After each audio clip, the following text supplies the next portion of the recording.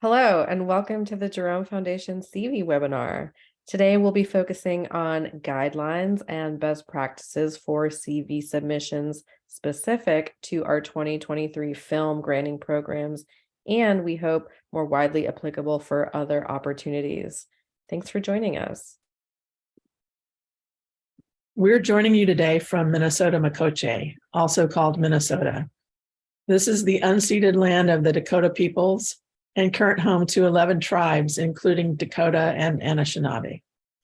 We honor and respect the tribal sovereignty, rights, and cultural resilience of the many Native and Indigenous peoples connected to this land, as well as the lands of the Lenape, Munsee, Canarsie, and many other tribes in what is also called New York City. I'm Eleanor Savage. I'm the program director at Jerome. I'm pronoun flexible. For a visual description, I'm a white-skinned Scots-Irish, gender blurred person, and I'm wearing a black shirt, black framed glasses with a short cropped hair. I'm in a yellow room with a window and some plants and lots of books. Hi, my name is Laura Mimosa Montez. Pronouns are she, her. I'm Associate Program Officer in Minnesota for Jerome Foundation.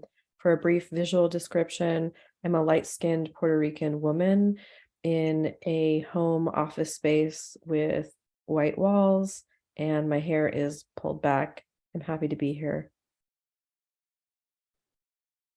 And I'm Melissa Levin. I'm also an Associate Program Officer with the Foundation based in New York City.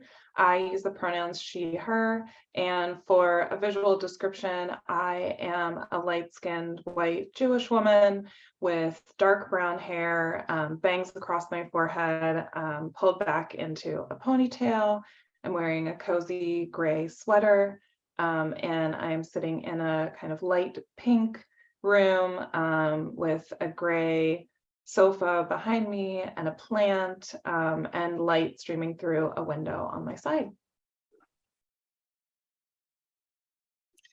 All right, the goal of today's CV session is to provide best practices and tips for how to prepare or revise your artist CV for the purposes of applying to this round of the Film Video Digital Production or Artist Development Grants, which are currently open now through Thursday, April 13th. A lot of the information that we review today is specific to our film video grant applications, but there are many tips that are widely applicable. And it is always important to read thoroughly and follow the guidelines for the specific opportunity that you're seeking.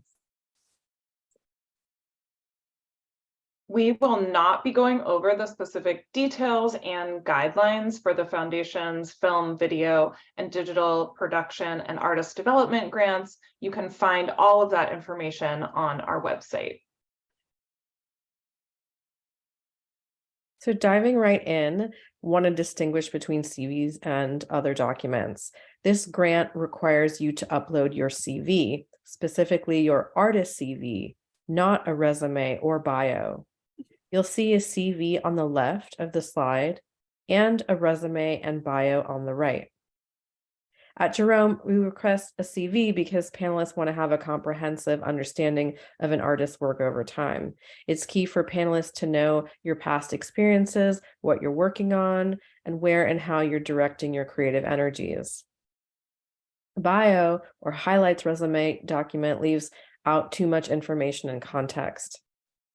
Think of the CV as your comprehensive artistic filmmaking history, and the resume as more of a summary you tailor to emphasize specific experiences related to a particular opportunity.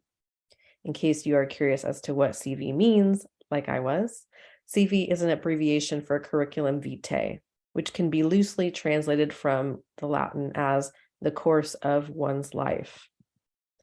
Please do not upload a bio or a resume in place of the CV as part of your application. Otherwise, your application will be deemed incomplete and not eligible for panel review. So CVs emphasize comprehensive records of accomplishment and awards. And you should note that Jerome does not have a page limit for CV submission. One best practice suggestion that we strongly recommend is to continually maintain your CV, adding to the list everything you do in your career. So keep a running tab. From this source CV, you might then go on to create different kinds of CVs and resumes. One might be shaped for exhibition and screening opportunities, while another may be used to apply for jobs or freelance situations, or to stress your activities as an educator, producer, curator, programmer, critic, etc. In most cases, you will want to export or save your CV as a PDF.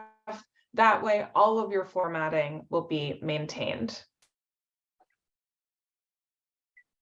On the left side of the screen, you'll see a longer list of section headings and categories that you'll want to include on your CV as they are applicable to you or your practice. And we'll walk through these sections. Okay, so some basic items you're going to want to include on your CV if you're a filmmaker. Your name. Please note we don't require a legal name, just the common artist name you are known by. Also include your contact info, your email. You may choose to include or omit your phone number and address. If you have an artist website, provide that website address. Include any formal educational degrees you may have completed, such as a BFA, MFA, or PhD, and include enrollment and graduation dates. Also include any trainings that are relevant to your creative practice or your artistic career. And please note that you are not required to have any formal education or field-specific degrees to apply for this grant program. As a filmmaker, you'll want to lead with your filmography of directed works on your CV. This is a list of completed, directed works that includes info like the title, the date of release, runtime, distributor, and some brief information about the kind of film. So experimental short or narrative feature or animated short, etc. You can either include the screening, broadcast, and or award history with relevant dates as part of your filmography, as you see on screen here. Or if this is an extensive list, you might want to put this in a separate section labeled Film Screening, Broadcast, Festival, Distribution History, as you see on screen here. Your filmography should appear in reverse chronological order, with your most recently completed and screened projects appearing at the top of your list, while your earlier projects appear lower. And this is a really critical section to include. It tells the panel and the staff what you've directed, what your work is. For those applying as co-director teams, note that each co-director needs to upload their own CV. You should indicate on each CV a separate section that lists co-directed works. All applicants should note that any works included in your application, such as work samples, should be listed in your CV's filmography section. Otherwise, panelists will be confused as to why you reference work in your application that is not also on your CV. Films for which you are not credited as a director should appear in a separate category, not in your filmography of directed works. For example, if you were an editor on a film but not a director, please list that credit under the category of other film experience. You may also want to include your works in progress, noting the roles you are playing and what stage of production. And of course, be sure to include any previous awards, grants, fellowships, or residencies that you may have received or declined. If you have received a finalist award or honorable mention that is publicly announced, you can include those here as well. You may also choose to include any relevant teaching experience, as well as any press and publicity related to your work, including interviews, audio, TV, web, print, a bibliography of published reviews, and other press.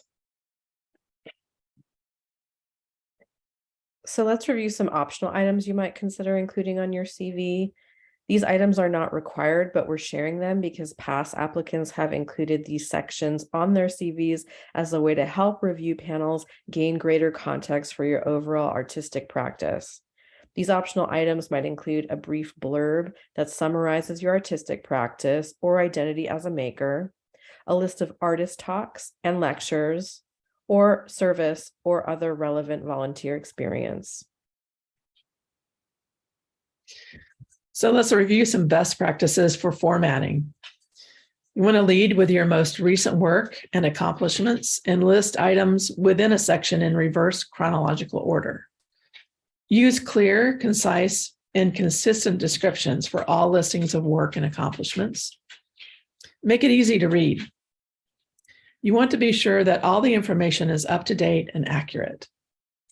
We also recommend adding a footer to your CV that includes the page number and your name, again, for ease of reference for staff and panelists. Check for consistent and readable fonts using size 11 or 12. And sans serif is typically easier to read. Remember, CVs do not need formatting flourishes like you might consider for a resume. There's no need for a photo or different colors or graphic elements. You just want to have clear headers and consistent and full information as detailed.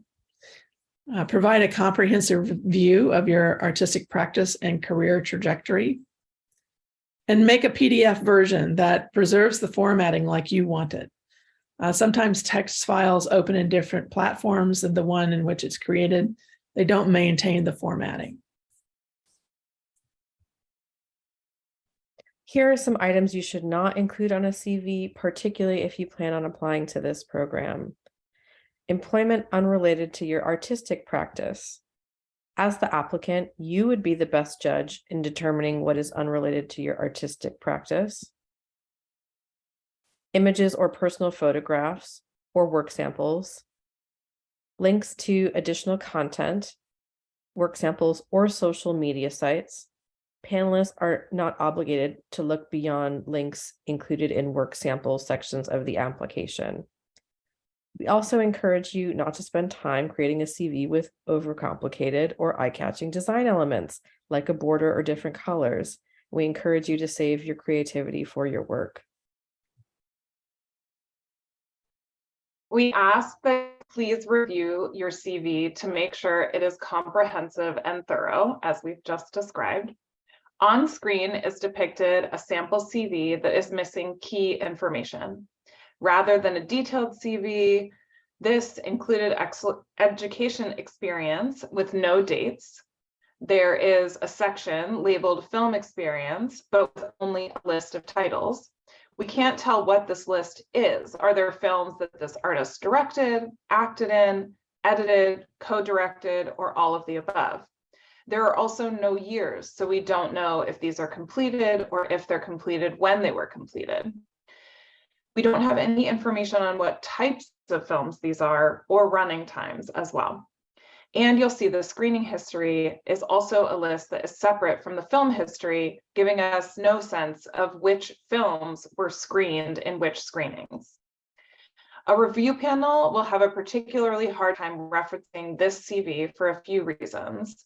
For example, in this CV, a panel wouldn't be able to determine which films you've directed versus which ones you may have played a supporting role in, such as being the editor, producer, screenwriter, or cinematographer. As this particular opportunity is intended to fund those with film directing experience, it's important for the panel to be able to distinguish what your roles were for each project that you've worked on. And that's why we ask for you to list your specific roles on each project.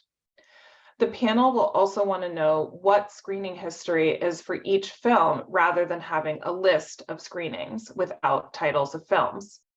And the panel will also want to know what kind of film each film is, whether it's an animated short, a feature-length film, etc., as well as the runtime for each film. You may be wondering who is reviewing your CV. CVs are reviewed by program staff to confirm your application is complete.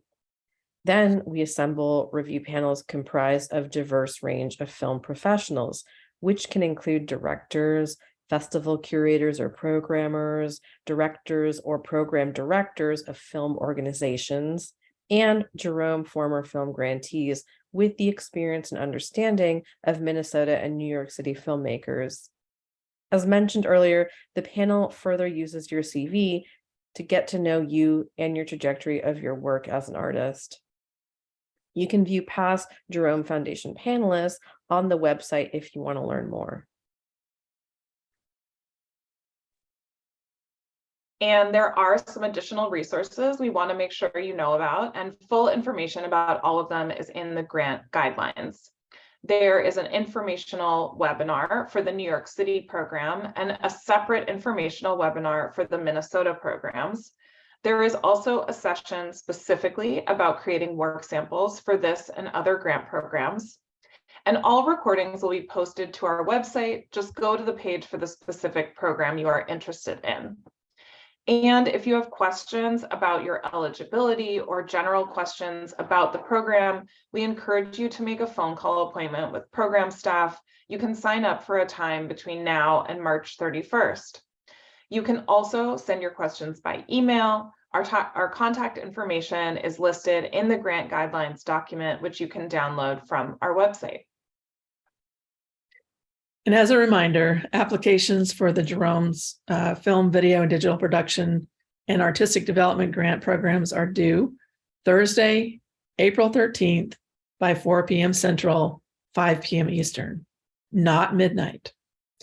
Late applications will not be accepted, and incomplete applications will not be considered. So once applications are submitted, they may not be edited or updated.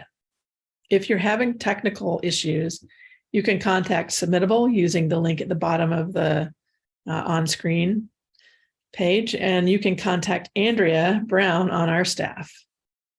We hope this has been informative, and we wish you the best of luck with your applications.